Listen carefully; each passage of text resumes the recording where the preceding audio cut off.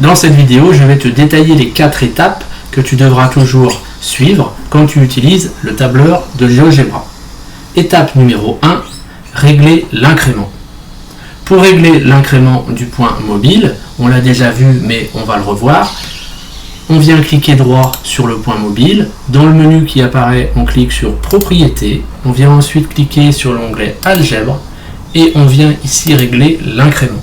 Alors en général, l'incrément, au départ, on le règle à 0,1. C'est-à-dire que le point C va se déplacer de 0,1 cm en 0,1 cm. Donc s'il part de 0, on aura la suite 0, 0,1, 0,2, 0,3, 0,4 jusqu'à la fin.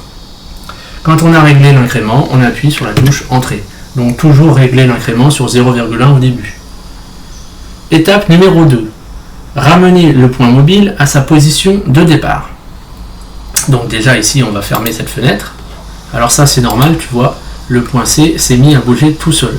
C'est ce qui arrive quand on règle l'incrément et qu'on ferme la fenêtre. Donc ça, faut pas s'en inquiéter si ça arrive chez toi, c'est normal.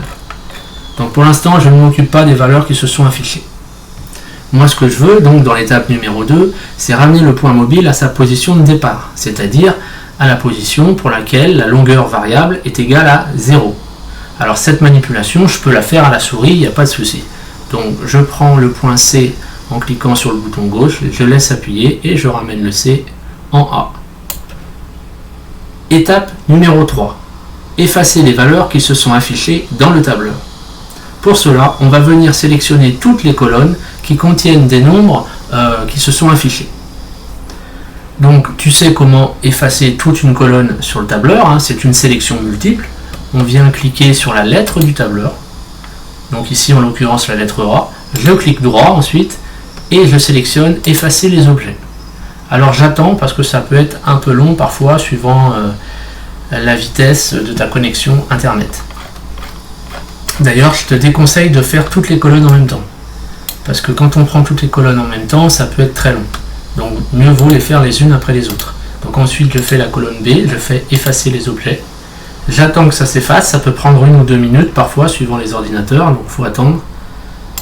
Et pareil pour la colonne C, j'attends. Alors chez moi c'est assez rapide mais ça dépend. S'il faut que tu attendes 2 minutes, attends. Parce que l'ordinateur sera peut-être bloqué pendant ce temps-là, mais tu verras qu'au bout d'un moment, les nombres vont s'effacer. Étape numéro 4. Sélectionner le point mobile en cliquant gauche dessus.